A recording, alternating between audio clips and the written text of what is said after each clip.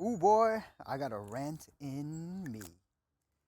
So people always talk about this, like, oh, people do their savior function all the time. They do their lead function all the time, and they're addicted to their saviors and all that sort of stuff.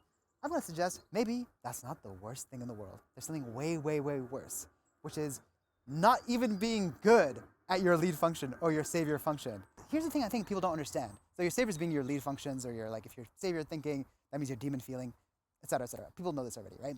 Anyway, this one thing is a big misconception when I see people get their type. They're like, oh, I'm a thinker. That must mean I'm smart. No, that means you're demon feelings.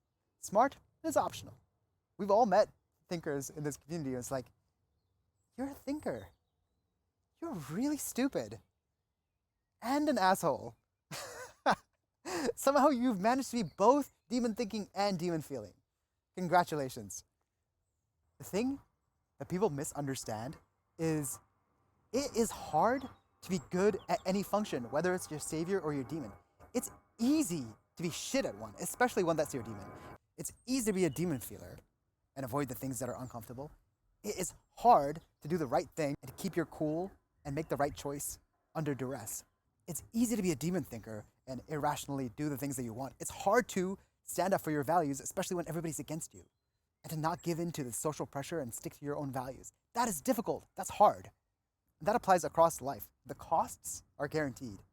The upside is not. I could hire an accountant. He will definitely cost me as much as an accountant. He'll take the holidays, he'll take the salary, but will he be able to perform the service of accounting? I don't know. Maybe. I hope so. And in some ways, it doesn't matter that much if you suck at your demon functions. That's kind of the social contract we have as humans. It's like, okay, maybe you have demon FE, maybe you're going to be an asshole. That's fine. At least do the job well. Or if you're an introvert and you're off to the side, you're not helping anyone out, you better be working on something important. When I hear from you, it better be something good shit. Man, this one's been bugging me for a while. People are so quick to congratulate themselves, like, oh, I'm demon sleep. That means I keep on going, and I'm like such a hard worker. Are you? Or I'm savior sleep. I'm so self-aware. Are you? And this even applies to, like, the social type thing that's coming out, is that, like, oh, I'm savior flex. That means I'm doing something important. No, what's guaranteed is that you're shit at friendship. And you talking that way is showing that you're shit at friendship. But you doing something important, that's optional. Maybe you will, maybe you won't. Or you're responsible. Like, what are you responsible for? Your life is falling apart. I know I'm being an asshole, and this applies to me way more than it applies to anybody else. But I get why people do it. I get why I do it. It's because you need a win in life.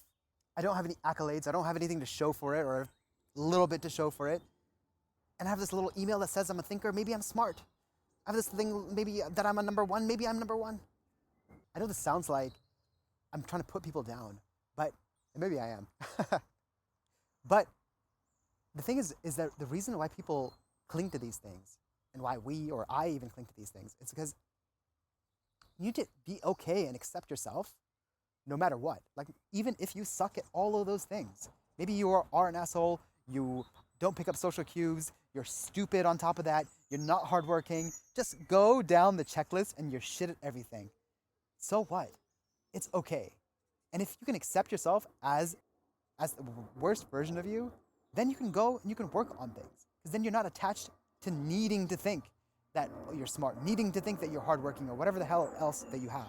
Because it's just like at work or in a team, if there's no sense of goodwill and you're just worried about surviving, then that's when all the politics and, like, hiding and covering your ass, that culture kind of emerges.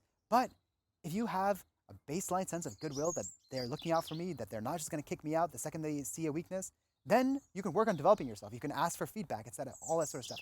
And you have that same relationship with yourself.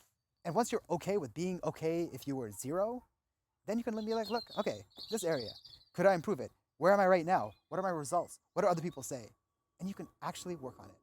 Anyway, the lesson is, don't be an asshole, lord over your type, like it literally means anything at all, or that it has any currency in the real world.